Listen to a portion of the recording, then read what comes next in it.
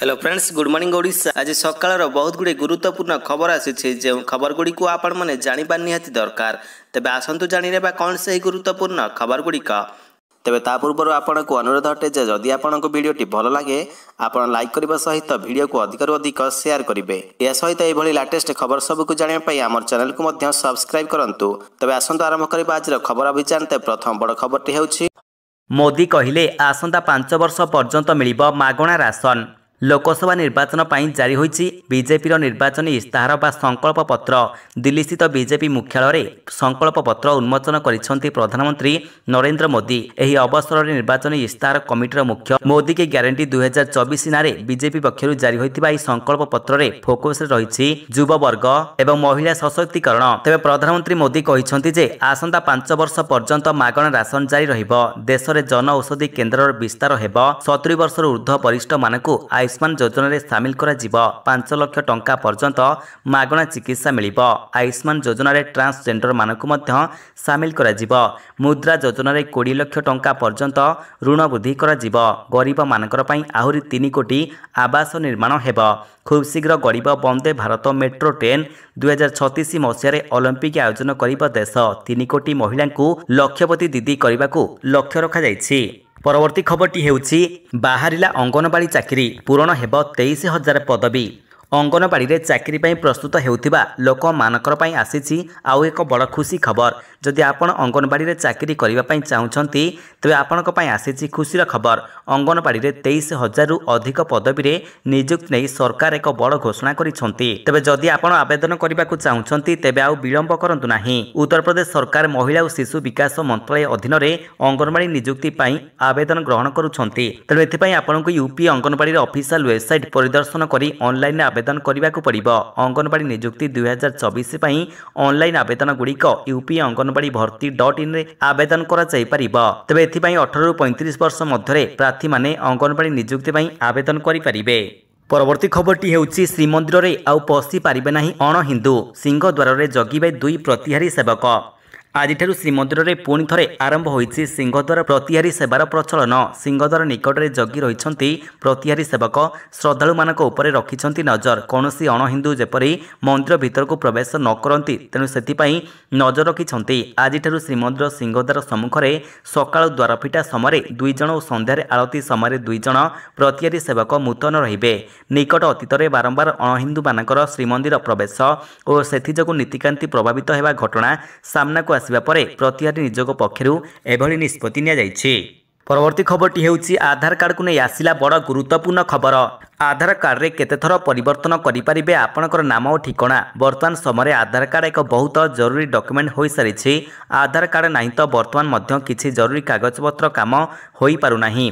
तेणु जो लोक मानकर पाखरे आधार कार्ड नाही सेमाने किछि मध्य करि पारु नाहंती। पाठ पढ़ाठारु आरंभ करी चाकरी पर्यंत सब काम पई आधार कार्ड रो आवश्यकता पड़ुछि। कारण एही आधार कार्ड रे जणे व्यक्तिर डेमोग्राफी और बायोमेट्रिक डिटेल्स रही थाए। हेले आपण माने कोन जानि छंती कि आधार कार्ड रहितबा भूल को मात्र थोड़ा ही अपडेट करि परिबे।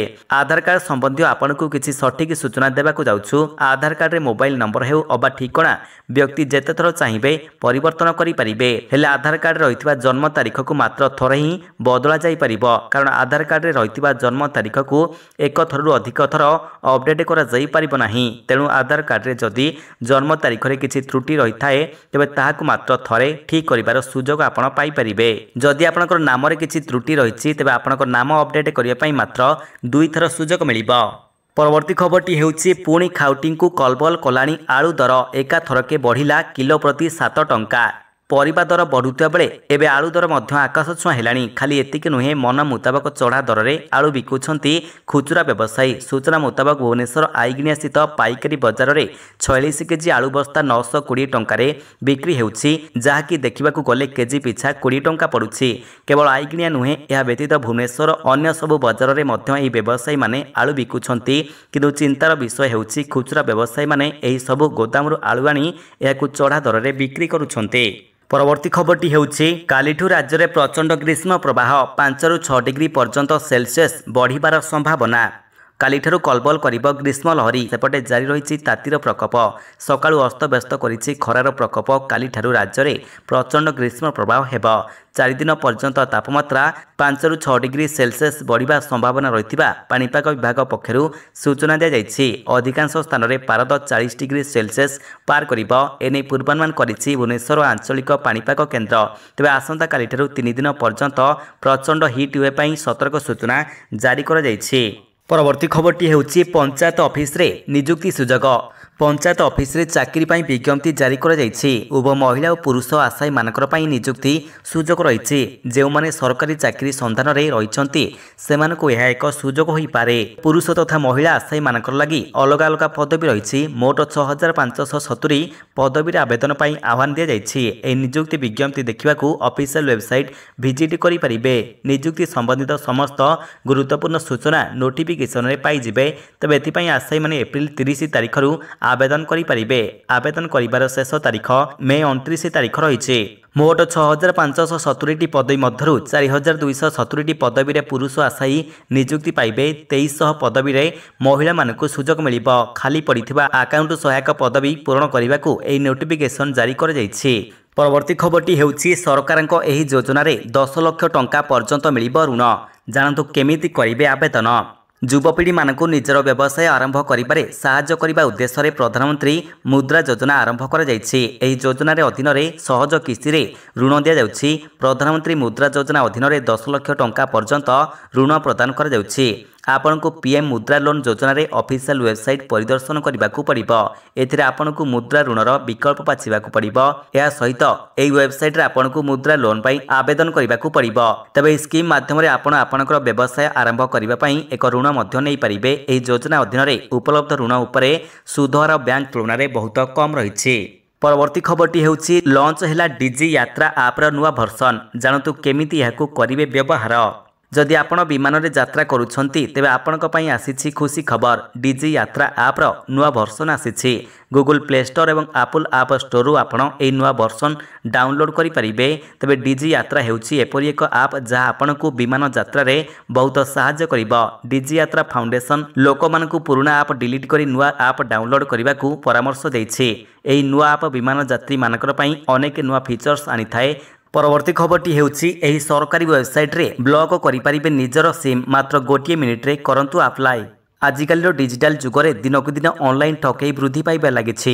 ଏହା ସାଧାରଣତଃ ଜନତା ଏବଂ ପୋଲିସ ପାଇଁ ମୁଣ୍ଡ ବ୍ୟଥାର କାରଣ ପାଲଟିଛି। ତେବେ ଏଥିମଧ୍ୟରେ ସରକାର ଭାରତୀୟମାନଙ୍କର ପାଇଁ ଏକ ୱେବସାଇଟ୍ ଜାରି କରିଛନ୍ତି ଯାହାର ନାମ ହେଉଛି TAFCOP।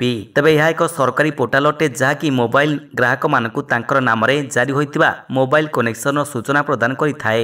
ଏହି ପୋର୍ଟାଲ ଜରିଆରେ ନିଜର ନାମରେ ରହିଥିବା ଆବଶ୍ୟକ ସିମ୍ କାର୍ଡକୁ ବ୍ଲକ୍ କରିପାରିବେ ଏବଂ କେତୋଟି ସିମ୍ ଆପଣଙ୍କର ନାମରେ ରହିଛି ଆପଣ ମଧ୍ୟ ଯାଞ୍ଚ କରିପାରିବେ। ତେବେ ଟ୍ୟାପ୍ କପ୍ ନାମକ ଏହି ପୋର୍ଟାଲ ଭାରତ ସରକାରଙ୍କ ଦୂରସଞ୍ଚାର ବିଭାଗ ବା DOT ଦ୍ୱାରା ପରିଚାଳିତ ହେଉଛି। ଏହି ପୋର୍ଟାଲ ଉପଭୋକ୍ତାଙ୍କ ନାଁରେ ଜାରି କରାଯାଇଥିବା ମୋବାଇଲ କନେକ୍ସନ ବିଷୟରେ ତଥ୍ୟ ପ୍ରଦାନ କରିଥାଏ।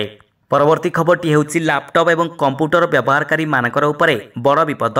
ସରକାର ଦେଲେ ଏପରି ଚେତାବନୀ। କମ୍ପ୍ୟୁଟର ଏବଂ ଲ୍ୟାପଟପ୍ ବ୍ୟବହାରକାରୀମାନଙ୍କର ପାଇଁ ସରକାର ଚେତାବନୀ ଜାରି କରିଛନ୍ତି। ଏପରି ପରିସ୍ଥିତିରେ ଯଦି ଆପଣ ୱିଣ୍ଡୋଜ୍ 10, ୱିଣ୍ଡୋଜ୍ 11 କିମ୍ବା ମାଇକ୍ରୋସଫ୍ଟ ଅଫିସ୍ ବ୍ୟବହାର କରୁଛନ୍ତି ତେବେ ଆପଣଙ୍କୁ ତୁରନ୍ତ ସତର୍କ ରହିବାକୁ ପଡ଼ିବ।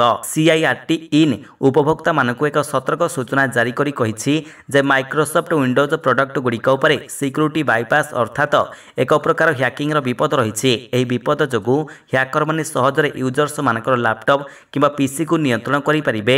ତେବେ CIRT ଇନ୍ ଏହି ବିପଦକୁ ଅତି ଗମ୍ଭୀର ଅର୍ଥାତ ଜଟିଳ ବର୍ଗରେ ରଖିଛି। ପରବର୍ତ୍ତୀ ଖବରଟି ହେଉଛି 2 ଲକ୍ଷରେ ମିଳିବ 30,000 ଟଙ୍କା ସୁଧ। ପୋଷ୍ଟ ଅଫିସ ଆରମ୍ଭ କଲା ନୂଆ ସ୍କିମ୍। ମହିଳାମାନଙ୍କର ପାଇଁ ପୋଷ୍ଟ ଅଫିସରେ ନୂଆ ଶକ୍ତିଶାଳୀ ଯୋଜନା ଆରମ୍ଭ କରାଯାଇଛି ଯେଉଁଠାରେ ଆପଣ 2 ଲକ୍ଷ ଟଙ୍କା ଜମା କଲେ 30,000 ଟଙ୍କାର ସୁଧ ପାଇବେ। ମହିଳାମାନଙ୍କୁ ଆତ୍ମନିର୍ଭରଶୀଳ କରିବା ପାଇଁ ସରକାର ଡାକ ବିଭାଗ ଅଧୀନରେ ମହିଳା ସମ୍ମାନ ସଞ୍ଚୟ ପ୍ରମାଣପତ୍ର ଯୋଜନା ଆରମ୍ଭ କରିଛନ୍ତି। ଏହି ଯୋଜନାରେ ବିନିଯୋଗ କରିବା ସମୟରେ ମହିଳାମାନଙ୍କୁ 7.5% ଭଲ ସୁଧ ଦିଆଯିବ। ଏହା ବ୍ୟତୀତ ସେମାନଙ୍କ ଟଙ୍କା ମଧ୍ୟ ସୁରକ୍ଷିତ ରହିବ। ଯଦି ଆପଣ ଡାକଘର ମାଧ୍ୟମରେ ମହିଳା ସମ୍ମାନ ସଞ୍ଚୟ ପତ୍ର ଯୋଜନାରେ ବିନିଯୋଗ କରୁଛନ୍ତି ତେବେ ଆପଣଙ୍କୁ 2 ଲକ୍ଷ ଟଙ୍କା ଜମା ଉପରେ 2 ବର୍ଷରେ 30,000ରୁ ଅଧିକ ସୁଧ ଦିଆଯିବ।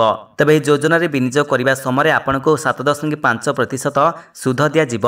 ଆହୁରି ମଧ୍ୟ ଯଦି ଆପଣ 2 ଲକ୍ଷ ଟଙ୍କା ବିନିଯୋଗ କରନ୍ତି ତେବେ ଆପଣଙ୍କୁ ଅନେକ ସୁବିଧା ମଧ୍ୟ ମିଳିବ। ତେବେ ଏହିଭଳି ଲାଟେଷ୍ଟ ଖବର ସବୁକୁ ଆପଣ ଜାଣିବା ପାଇଁ ଆମର ଚ୍ୟାନେଲକୁ ସବସ୍କ୍ରାଇବ୍ କରିବା ସହିତ ଭିଡ଼ିଓକୁ ଅଧିକରୁ ଅଧିକ ସେୟାର କରନ୍ତୁ। ଧନ୍ୟବାଦ।